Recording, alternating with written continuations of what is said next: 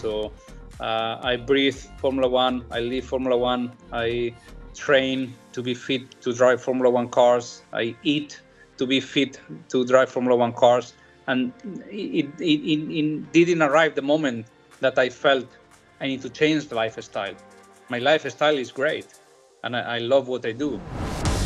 It's wonderful, dear Motorsport-Magazin.com friends and Formula One fans, to hear Fernando Alonso's passion for our beloved sport. The driver market is picking up again, this time sooner than we would have expected. Fernando Alonso has extended his contract with Aston Martin. On Thursday evening at 18 o'clock, Aston Martin announced the whole thing in a press release, which was kept very short and concise. It simply said, "I am here to stay." Quote from Fernando Alonso.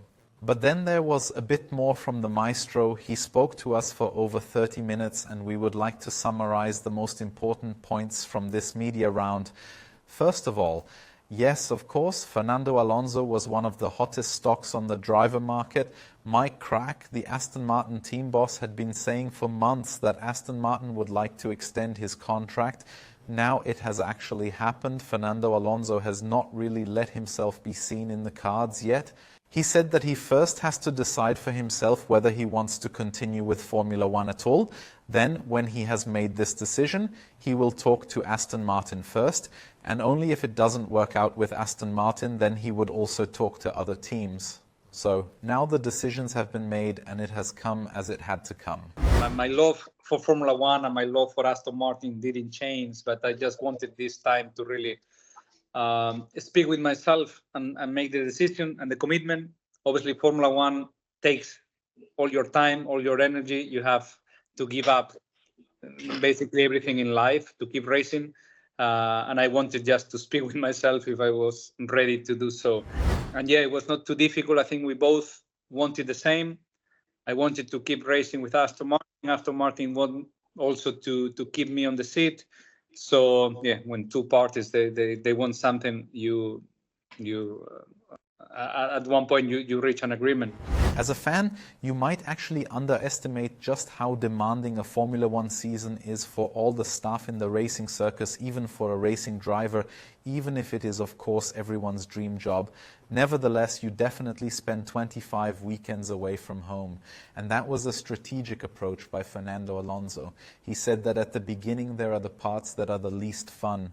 The car presentation, lots of appointments away from driving, lots of media appointments. He's got them all behind him now. Then there are exhausting races due to the long journeys and different time zones. And then he said that if things are still going well and he's still enjoying it, well, then he's still enjoying Formula One.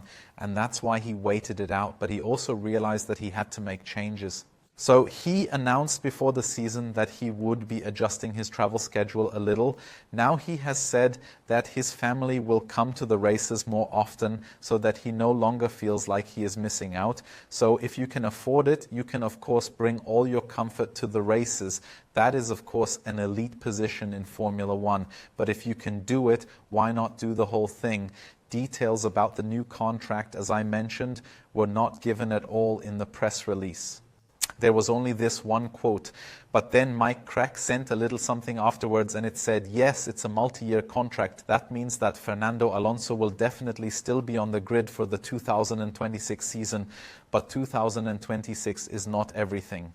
It's not only 26, it's just it's a lifetime project in a way for me. This is the longest contract I ever signed in my career, so this is something that they will keep me linked with Aston for many years to come. Let's see which role, let's see how many more years I will drive. In other words, this is actually a retirement contract that Fernando Alonso has signed with Aston Martin.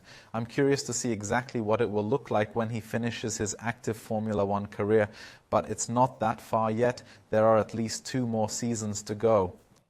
And he has already made 384 Grand Prix starts, making him the sole leader with a relatively clear lead over Kimi Räikkönen. We have just received the calendar for season 2025. If you haven't seen it yet, you can check it out on our website or in the app, so you can always get it quickly. If the calendar continues as we have it now for 2025, then the end of 2026 will be his 452nd Grand Prix, so that's a number you can't even imagine. Fernando Alonso is already 42 years old today, then 43 at the end of this season, and then 45 at the end of the 2026 season. So far, the maestro has always played down his age a little, but even he himself knows that it could become a factor at some point. Yes, it is true. I will be 45 or more and keep racing. If one day I feel that I'm not motivated, or if one day I feel the race not in good shape, or I feel that I'm not fast, maybe I go to one period of the season that I feel not fast and I feel not really sharp into the things of the race itself, or qualifying or wherever. I think I have a relationship with Aston, very honest, and I will be the first one to raise my hand and say, I have maybe lost here or there, and we will find solutions. But I don't see that coming for the next few years. If we then look at the Formula One history books for the oldest drivers who have achieved something, i.e. the oldest driver ever, yes, Fernando Alonso still has a little way to go, because that was none other than Louis Chiron, who at 55 years, 9 months and 19 days was still competing in his home Grand Prix in Monaco. But the drivers who actually achieved something really big in Formula One at an advanced age, well, of course, there's one really big one, Juan Manuel Fangio, who was still world champion at the age of 46 years, 1 month and 11 days. And he'll be 45 at the end of the 2020 season, so if he adds another year, he could actually theoretically still snatch this record, which is absolutely crazy when you think about it. It will probably be a bit difficult for the oldest winner, because that was Luigi Faccioli at the French Grand Prix, 1951 at 53 years and 22 days. So I don't think that's quite so realistic anymore. But Juan Manuel Fangio's World Championship record, if Aston Martin is competitive, that would actually be something Fernando Alonso could still achieve.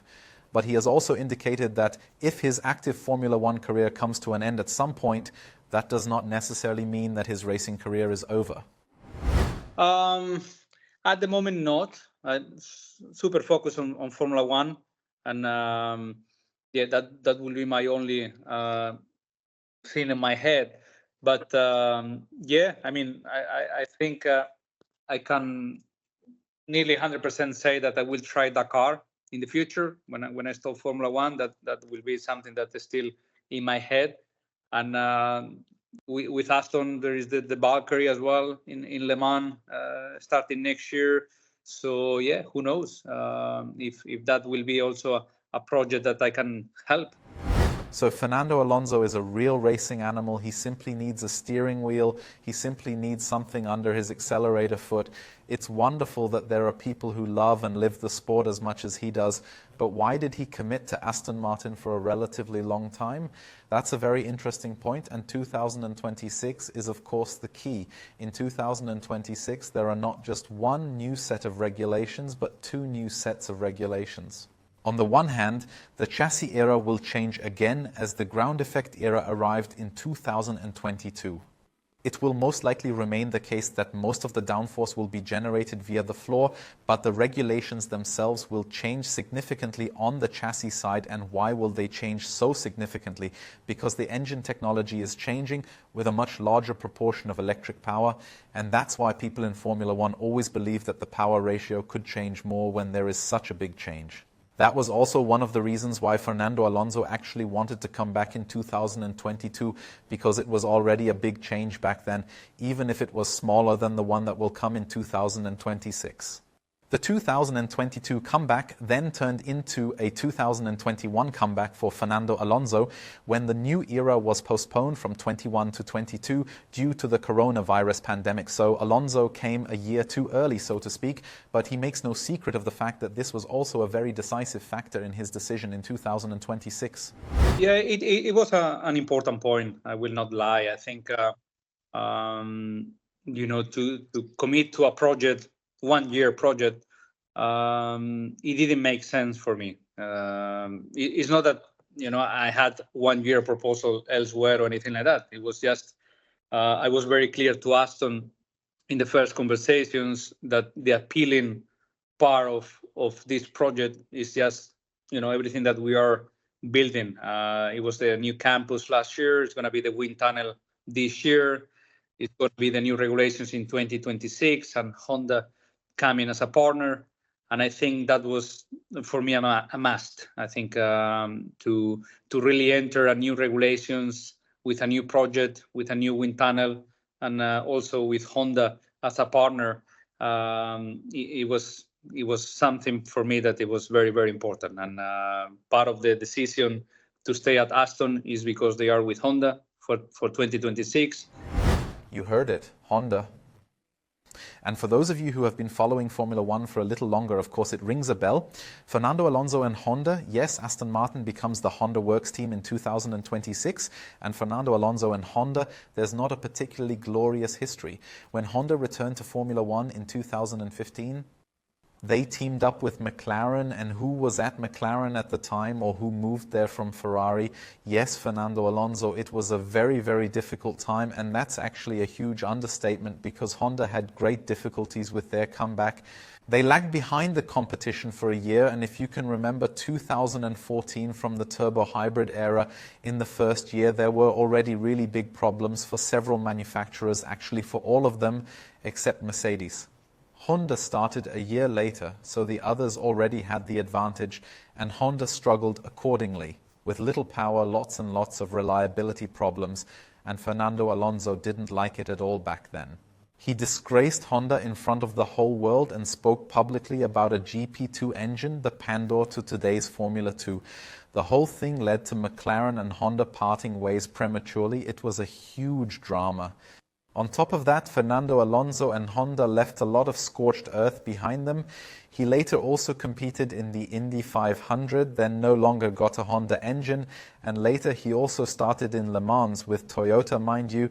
He also raced in the Dakar Rally with Toyota, and Honda and Toyota don't go together at all. They are huge rivals. That is even worse than in Germany with Audi, Mercedes or whatever, but now, despite this past, despite his radio messages, despite his Toyota past, Fernando Alonso and Honda are still making a comeback, and that is why he has particularly warm words for the Japanese. Yeah, Honda is definitely a manufacturer that, has so much success in Formula One and not Formula One in the world of motorsport, that is always a company that I respected, a company that it didn't work for us in McLaren in the years that they came to the sport, but right after that they fixed all the problems, and they are currently dominating the sport, and they've been world champions for the last few years. So I think they will have a baseline for 2026 that is already very strong. But also they have the capacity in Sakura of building something really nice. I think we are all particularly excited about this Fernando Alonso and Honda revival. Personally, I'm really looking forward to it. I hope it goes well this time. The Japanese suffered a lot back then, so I hope that there will be a little payback in the form of a really good engine for Fernando Alonso. Alonso extends his contract with Aston Martin surprisingly early. Was that his free decision? You could actually say yes, because there would have been other alternatives. But Fernando Alonso didn't want them at all, and he did so of his own free will. I think 2026 is we are going into the unknown for sure in terms of regulations. But if I have to choose one, by feeling, I will choose our project and our engine and our power unit. So that's a very interesting point, because 2026 is not just for Aston Martin. There are big question marks for everyone, even for Red Bull, the current dominator, because the Honda engine is going over to Aston Martin, and Red Bull is building its own engine for the first time in history with Red Bull powertrains. This question mark is perhaps even a little bigger than the chassis question mark on the Aston Martin side.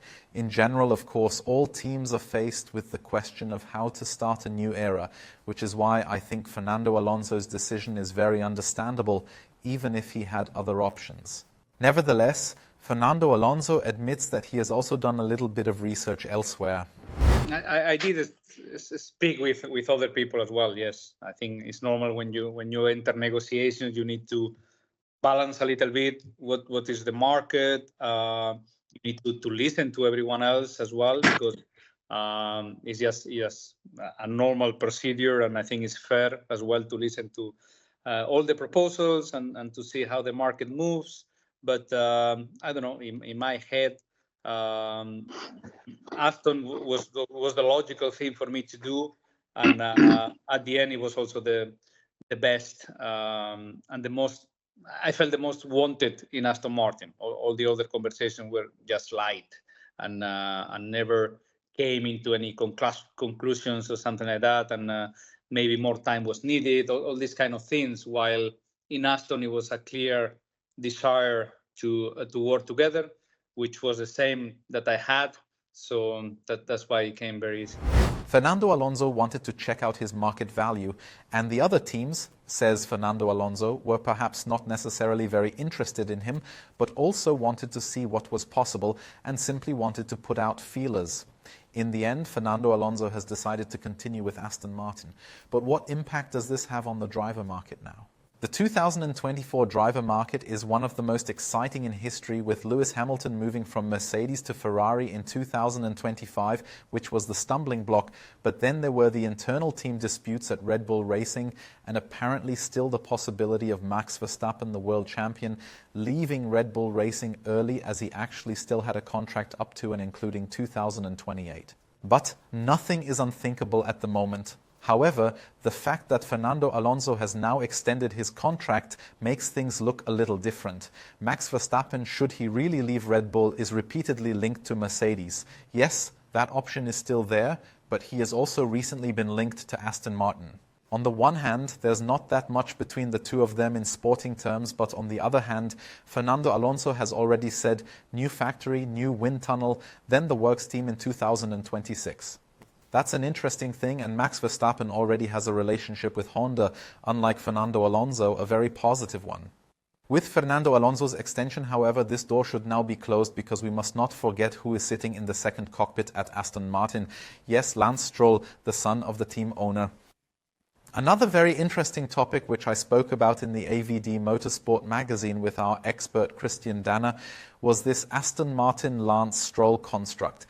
And he had a very clear opinion on it, and of course you've already laid an egg in your nest if it simply remains the case that Lance Stroll is set forever. Imagine if you could have Fernando Alonso and Max Verstappen in the same team. That would be unbelievable. So now this door is closed. But this door is not only closed for Max Verstappen, so if Verstappen leaves, then it really is just Mercedes now. But the door is also closed for Carlos Sainz. Carlos Sainz, after Ferrari, did not want to continue with him, but he is in absolute top form, probably the best driver next to Max Verstappen in terms of current form. He is looking for a team, and Aston Martin was already an option. The decision-making process at Aston Martin is also a very interesting one, because Fernando Alonso is not necessarily the future. We've just talked about it. He's no longer the youngest.